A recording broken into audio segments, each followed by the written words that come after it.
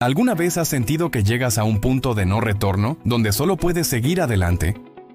Pues una de las figuras más colosales de la historia, Julio César, inmortalizó ese sentimiento con una frase que ha resonado por siglos. Alea jacta est. La suerte está echada. Hoy vamos a desentrañar la vida de este gigante de Roma, un hombre que, junto a Alejandro Magno y Napoleón, forma el triunvirato de los genios político-militares más grandes que el mundo ha conocido. Acompáñame en este viaje a la antigua Roma para descubrir cómo un joven ambicioso se convirtió en una leyenda eterna. Según sus propias palabras, su familia tocaba con una mano el cielo y con la otra el trono. Y no mentía. Por parte de padre descendía nada menos que de Venus, la diosa del amor, a través de Eneas. Y por parte de madre del rey Anco Marcio. Imagínate esa carta de presentación. Pero su linaje divino no le ahorró problemas. Con solo 17 años, desafió al hombre más poderoso de Roma, el dictador Sila, negándose a repudiar a su esposa. Sila, enfurecido, lo proscribió, pero cedió ante las súplicas de nobles y vestales, aunque no sin antes soltar una profecía escalofriante. En ese chico que se ciñe la túnica tan mal, hay muchos Marios, refiriéndose a su archienemigo. Esa frase demostraba que Sila veía en el joven César una amenaza latente para la República. Huyendo de Sila, César intentó llegar a Asia, pero el destino le tenía preparada otra prueba. Fue capturado por piratas. ¿Crees que se asustó? Para nada. Lejos de actuar como un prisionero, se comportó como su jefe. Cuando le pidieron un rescate de 20 talentos, se rió de ellos. Les dijo: «Me habéis valorado en demasiado poco, os daré 50». Pero les lanzó una advertencia que helaba la sangre. En cuanto me vea libre, os haré crucificar a todos. Y cumplió su palabra. Este episodio no solo muestra su increíble audacia, sino también una confianza en sí mismo casi sobrehumana. Años después, en otra travesía peligrosa, con el barco a punto de naufragar y el piloto desesperado, César lo animó con una frase mítica. ¿Qué temes? Llevas a César y a su suerte contigo. Estaba convencido de que su destino era demasiado grande para terminar en el fondo del mar. Desde muy joven, César estaba obsesionado con la gloria. Cuentan que un día, leyendo la vida de Alejandro Magno, se echó a llorar amargamente. Cuando le preguntaron por qué, respondió: «¿No es triste para mí que, a la edad en que Alejandro ya había conquistado el mundo, yo no haya hecho todavía nada notable?» Esta anécdota revela la escala de su ambición. No se comparaba con sus contemporáneos, sino con el conquistador más grande de la historia. Esta sed de grandeza lo llevó a ganarse rápidamente el favor del pueblo, pero también la desconfianza del Senado. El gran orador Cicerón, siempre agudo, decía de él: «Preveo en él un tirano». Pero cuando lo veo, con esa cabecita tan bien arreglada, rascándose el cráneo con un solo dedo, no puedo creer que un hombre así piense en destruir la República. Cicerón subestimaba a César viendo solo la apariencia de un dandy, sin percibir la mente calculadora y la voluntad de hierro que se escondían detrás. Para escalar en el poder, César formó una alianza estratégica conocida como el primer triunvirato, junto a Pompeyo, el general más famoso de la época, y Craso, el hombre más rico de Roma. Se repartieron el poder. Pompeyo se quedó con Hispania y África, Craso con Siria, y César inteligentemente eligió las Galias. Sabía que allí, en esa tierra vasta y bárbara, tendría la oportunidad de forjar un ejército leal y conseguir las victorias militares que lo catapultarían a la cima. Y así fue. Durante casi una década, César llevó a cabo una campaña brutal y brillante, conquistando lo que hoy es Francia y Bélgica. Su mayor adversario fue el carismático líder galo Vercingetorix, quien unió a las tribus en una feroz resistencia. Pero la genialidad militar de César fue implacable. En el asedio final de Alesia, Vercingetorix, para salvar a su gente de morir de hambre, se rindió en un acto de noble sacrificio. Se presentó solo ante César, esperando clemencia. Pero César, frío y pragmático, no mostró ninguna compasión. Lo humilló, lo envió a Roma encadenado y años después lo ejecutó. La conquista de las Galias fue un baño de sangre, pero le dio a César una fama inmensa, riquezas y, lo más importante, un ejército veterano que le profesaba una lealtad absoluta. Incluso se atrevió a cruzar el Canal de la Mancha, iniciando la dominación romana en Britania. Mientras César acumulaba victorias en las Galias, la situación en Roma se volvía cada vez más tensa. El triunvirato se desmoronó. Craso, envidioso de la gloria de César y Pompeyo, se lanzó a una guerra contra los partos en Siria para buscar su propia gloria. Fue una decisión desastrosa. Su ejército fue aniquilado y él fue capturado. Cuenta la leyenda que los partos, conociendo su legendaria avaricia, le dieron una muerte cruel y simbólica. Le vertieron oro derretido en la garganta para que su cuerpo se saciara del metal que tanto había deseado en vida. Con Craso muerto, solo quedaban 2 gallos en el corral, César y Pompeyo, que se había quedado en Roma, veía con envidia y miedo el poder creciente de su antiguo aliado. Se alineó con el Senado, que temía que César regresara como un nuevo dictador. La tensión era palpable. Cicerón lo resumió perfectamente. Uno no quiere un amo, el otro sí quiere serlo. El escenario para una guerra civil estaba servido. El Senado, manipulado por Pompeyo, tomó una decisión drástica. Le ordenaron a César que disolviera su ejército y regresara a Roma como un ciudadano privado. Sabían que, sin sus legiones, César sería vulnerable. Declararon traidor a la patria a cualquiera que cruzara con tropas el río Rubicón, la frontera que separaba su provincia de las Galias de Italia. Para César era el momento de la verdad. Obedecer significaba el fin de su carrera y, probablemente, de su vida. Desobedecer significaba sumir a Roma en una guerra civil. Durante un tiempo, a orillas del Rubicón, dudó, sopesando las terribles consecuencias de su decisión. Se dice que vio a un búho en una higuera, tomó una piedra, se la lanzó y el ave voló en dirección a Roma. Vio en ello una señal. Entonces tomó su decisión. Miró a sus hombres y pronunció las palabras inmortales: Alea jacta est. La suerte está echada. Cruzó el río y marchó sobre Roma. La guerra civil había comenzado. La audacia de César tomó a todos por sorpresa. Pompeyo, que había fanfarroneado diciendo «Me basta con golpear el pie en el suelo de Italia para que surjan legiones», tuvo que huir de Roma a toda prisa con los senadores. Cuando le dijeron que golpeara el suelo, las legiones no salieron. César avanzaba imparable. En este conflicto demostró una clemencia inusual para la época.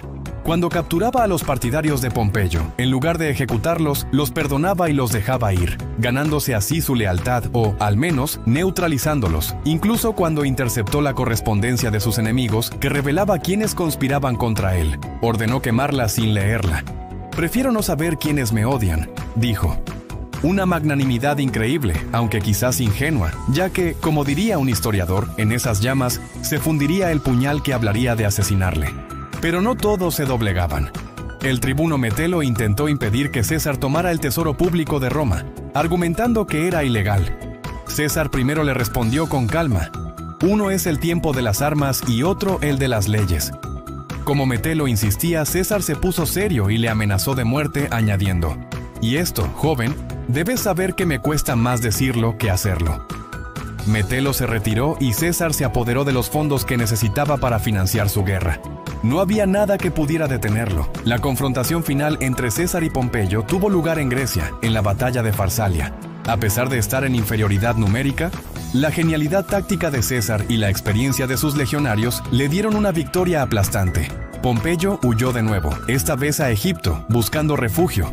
Pero los gobernantes egipcios, temiendo la ira de César, decidieron asesinar a Pompeyo y presentarle su cabeza a César como un regalo. Lejos de alegrarse, César se horrorizó y lloró al ver el destino de su antiguo yerno y rival. Castigó a los asesinos y se involucró en la política egipcia, donde conocería a la famosa Cleopatra. Con Pompeyo muerto, César se convirtió en el amo indiscutible de Roma. Regresó como un héroe y fue nombrado dictador. Inició un programa de reformas ambicioso, pero su poder absoluto y su aparente deseo de convertirse en rey generaron un profundo resentimiento entre la élite senatorial, que veía en él la muerte de la República. Y así, el hombre que había perdonado a tantos enemigos, que había sobrevivido a piratas, tormentas y batallas innumerables, no pudo escapar de la traición en su propia casa. Un grupo de senadores que se autodenominaban los Libertadores conspiró para asesinarlo.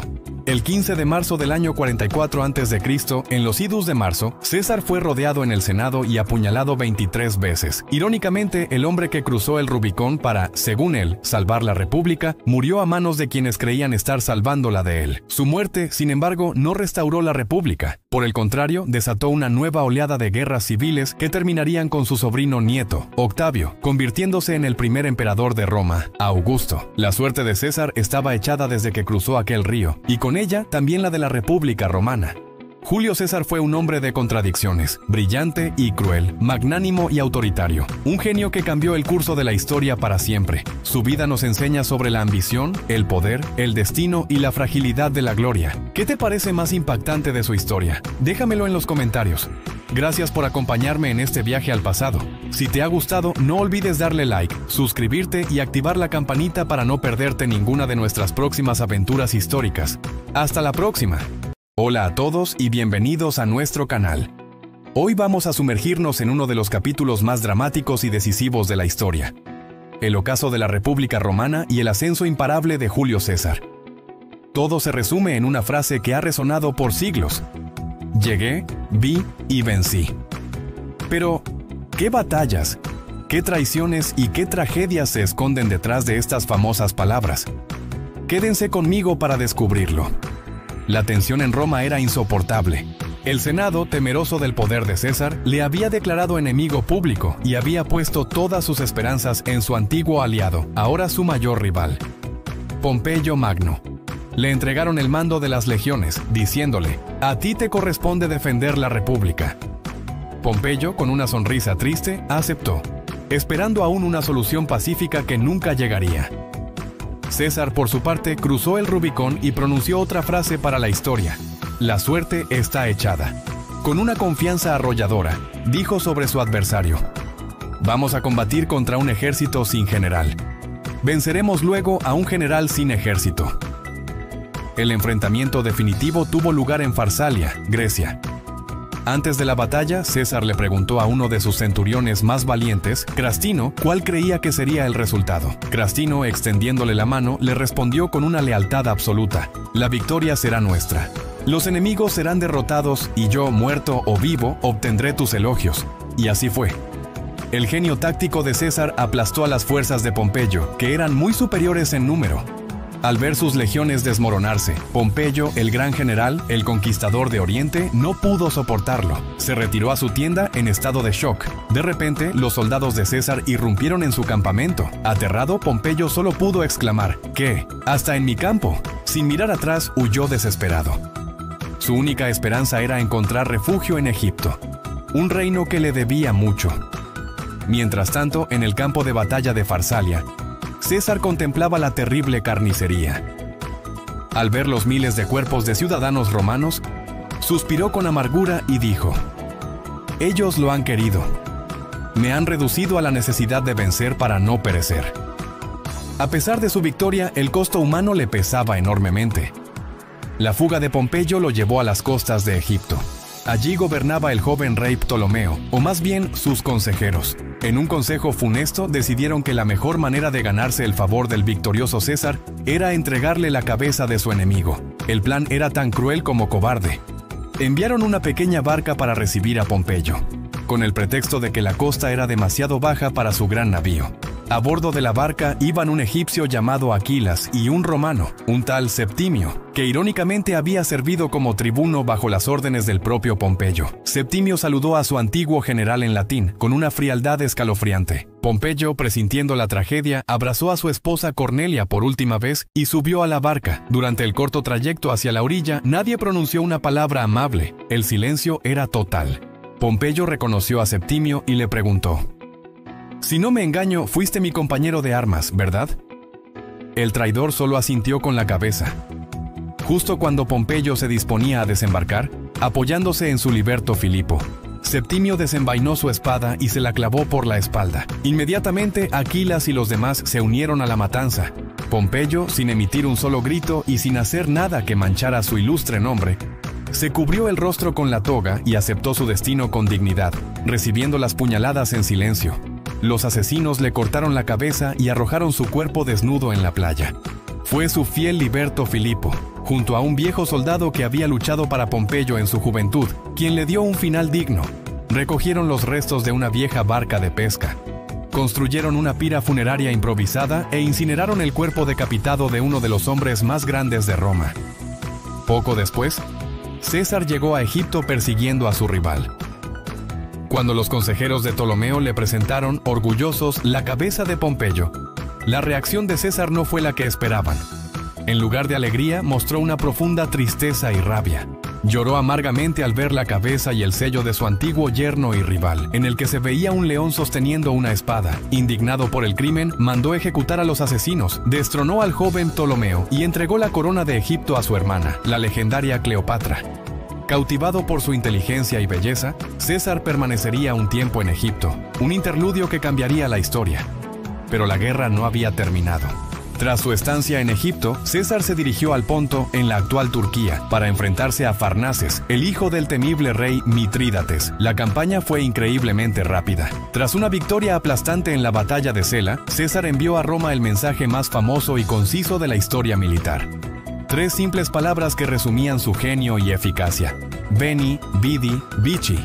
Llegué, vi y vencí. Mientras tanto, los últimos republicanos se reagrupaban. El más inflexible de todos era Catón el Joven, un hombre de principios inquebrantables que se había atrincherado en Útica, en el norte de África. Catón representaba la vieja república y prefería morir antes que vivir bajo la tiranía de un solo hombre. Cuando supo de la derrota de Farsalia, muchos de sus seguidores quisieron rendirse. Catón lo aceptó para ellos, pero no para sí mismo. Conceder la vida supone el derecho de quitarla, dijo, y yo no quiero recibir nada de un tirano. En sus últimas horas conversó con filósofos sobre la libertad y la esclavitud, y leyó el diálogo de Platón sobre la inmortalidad del alma. Pidió su espada y al ver que se la ocultaban, se enfureció. Finalmente, con la espada en su poder, exclamó: «Ahora me siento dueño de mí mismo». Esa noche, tras la llegada de César a África, Catón se quitó la vida, convirtiéndose en el mártir definitivo de la causa republicana.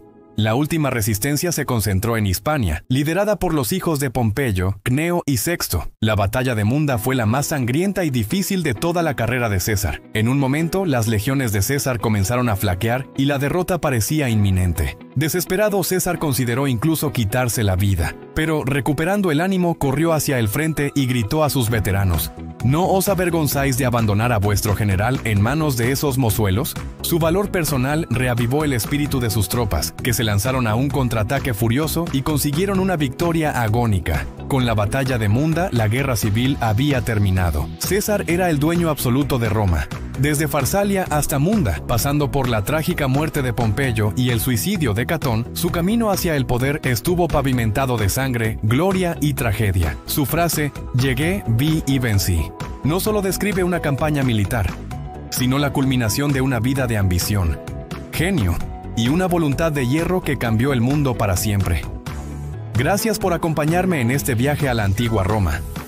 Si te ha gustado el video, no olvides darle a like, suscribirte y activar la campanita para no perderte nuestras próximas historias. Nos vemos en el próximo episodio. Hola, amantes de la historia. Hoy nos sumergiremos en la fascinante vida de uno de los personajes más emblemáticos de todos los tiempos, Cayo Julio César. Un hombre cuya leyenda es tan grande que su nombre se convirtió en sinónimo de poder. Así que pónganse cómodos, porque vamos a viajar a la antigua Roma. Para entender a César, primero hay que entender la devoción que inspiraba. Imaginen esto. Un soldado romano rodeado por el enemigo recibe una oferta para rendirse y salvar su vida. ¿Su respuesta? Los soldados de César suelen dar la vida a los demás, no recibirla de otros. Y con esas palabras se quitó la vida. Ese era el nivel de lealtad que César comandaba. Era más que un general, era un símbolo. Tras sus arrolladoras victorias en Hispania, César regresó a Roma no solo como un héroe, sino como dictador perpetuo. Con este poder casi absoluto, se propuso reformar una república que, según él, estaba anquilosada por los privilegios de la aristocracia. Sus planes eran audaces, quizás demasiado para algunos. Quería revitalizar Roma, pero para ello tenía que sacudir sus cimientos. Una de sus políticas más controvertidas fue su apertura hacia los pueblos conquistados, especialmente los galos. César les concedió la ciudadanía a los habitantes de la Galia Cisalpina. E incluso, imagínense el escándalo, introdujo a centuriones galos, soldados rasos y libertos en el mismísimo Senado romano. La vieja guardia estaba que trinaba. Por las calles de Roma circulaban pasquines anónimos que se burlaban de los nuevos senadores. Uno decía: César trae a los galos en su desfile triunfal, sí, pero para meterlos en el Senado. Se ruega al público que no les indiquen el camino a la curia. La tensión era palpable. La élite sentía que su mundo se desmoronaba. Claro, no podemos idealizar a César. Como cualquier hombre de su tiempo, y más siendo una figura tan poderosa, no estuvo exento de los vicios que plagaban la sociedad romana. Sin embargo, sería injusto que esas sombras opacaran la inmensa luz de su genio. César fue un gigante, un hombre que manejaba con la misma maestría la espada en el campo de batalla y la pluma para narrar sus propias hazañas en sus famosos comentarios. Un estratega militar y un maestro de la propaganda, todo en uno. Y en su vida personal era igual de exigente y complejo. Su famosa frase sobre su esposa Pompeya lo dice todo. Cuando un joven libertino llamado Clodio Pulcro se disfrazó de mujer para colarse en una ceremonia religiosa exclusivamente femenina en casa de César, se armó un escándalo monumental. Aunque Pompeya era, con toda probabilidad, inocente de cualquier fechoría, César la repudió. Su justificación pasó a la historia. De la mujer de César nadie debe ni siquiera sospechar. No se trataba de la verdad, sino de la percepción pública. Para César, la apariencia de honor era tan importante como el honor mismo. Pero, ¿quién era este Clodio Pulcro? Un personaje digno de su propia serie. Patricio de cuna, pero demagogo de corazón, fue una espina constante en el costado de César y sus aliados. Su nombre se convirtió en sinónimo de agitador, un ciudadano revoltoso y vividor que supo cómo manipular a las masas romanas, un verdadero dolor de cabeza para el poder establecido. Si algo definía a Julio César, era su inquebrantable fe en sí mismo y en su destino, una confianza que a veces rozaba la arrogancia. Siendo apenas un joven, de camino a unas elecciones para un cargo religioso, le dijo a su madre: «Hoy me verás volver como pontífice, o no me verás volver porque seré un desterrado». No había término medio para él, o todo o nada. Esta confianza le acompañó toda su vida. Durante la guerra civil contra Pompeyo, se encontraba en la costa de lo que hoy es Albania, esperando impaciente los refuerzos de Marco Antonio. La espera se alargaba y César, desesperado, decidió tomar el asunto en sus propias manos. Se disfrazó de esclavo, se subió a una pequeña barca de pesca y se dispuso a cruzar el tormentoso mar Adriático él solo. A mitad de travesía se desató una tempestad terrible. Los barqueros, aterrorizados, estaban a punto de darse por vencidos. Fue entonces cuando César se rebeló. Miró al piloto a los ojos y pronunció una de las frases más icónicas de la historia. ¿Qué temes? Llevas a César y a su suerte contigo. La tormenta amainó, o al menos eso dice la leyenda. La anécdota, sea cierta o no, captura perfectamente la esencia del hombre, su creencia de que era un instrumento del destino. Su aura de grandeza le seguía a todas partes. En una ocasión, visitando un templo, encontró la espada que había perdido años atrás en una feroz batalla. Sus hombres quisieron devolvérsela, pero César, con una sonrisa, simplemente dijo: «Dejadla, es sagrada». Convertía sus propias reliquias en ofrendas a los dioses. Y quizá la anécdota que mejor define su ambición es la que ocurrió mientras cruzaba los Alpes. Al pasar por una aldea miserable y pequeña, sus compañeros se burlaban de la simpleza de aquel lugar. César, sin embargo, se puso serio y les dijo: «Pues yo preferiría ser el primero aquí que el segundo en Roma». Para él, el poder no era una cuestión de escala, sino de posición. No importaba el tamaño del estanque, él tenía que ser el pez más grande. Un par de días después de decir esto, cruzó el río Rubicón, desafiando al Senado y declarando la guerra civil. La suerte estaba echada. El inmenso poder que César acumuló, sin embargo, fue la semilla de su propia destrucción.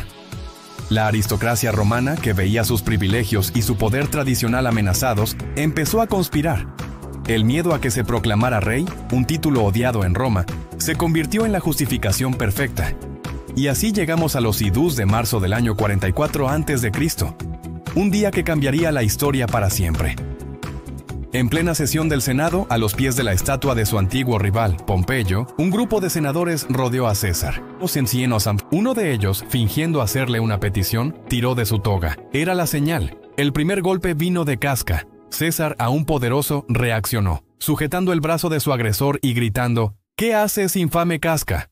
Intentó defenderse, pero estaba rodeado. Entonces, entre los rostros de sus atacantes, vio uno que jamás habría esperado, el de Marco Junio Bruto, un hombre al que había protegido, a quien consideraba casi un hijo. Al verlo, con el puñal en alto, la resistencia de César se desvaneció. Su lucha cesó. Con una tristeza infinita, pronunció sus últimas y famosas palabras: «Tu quoque, fili mi», «¿Tú también, hijo mío?».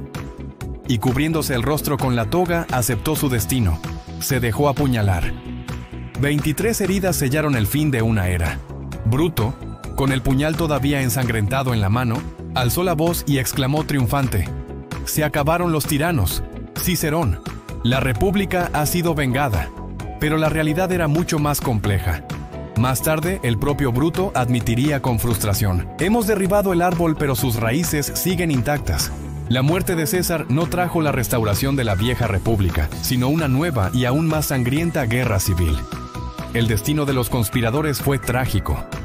En la batalla de Filipos, Bruto fue derrotado por las fuerzas de Octavio, el heredero de César, y Marco Antonio. Antes de quitarse la vida para no ser capturado, pronunció unas palabras llenas de amargura y desilusión. «Oh, libertad, nombre vano, palabra engañosa, esclavo del destino, he creído en ti». El ideal por el que había matado a su mentor se reveló como una quimera. Tras el asesinato de César, la superstición y el asombro se apoderaron de Roma. Durante 7 noches seguidas, un cometa brillante, con una larga cola, surcó los cielos. Para el pueblo, la explicación era clara. No era un simple astro, era el alma de Julio César, ascendiendo a los cielos para convertirse en un dios. El hombre se había convertido en leyenda, y la leyenda en divinidad. Y así termina nuestra historia de hoy.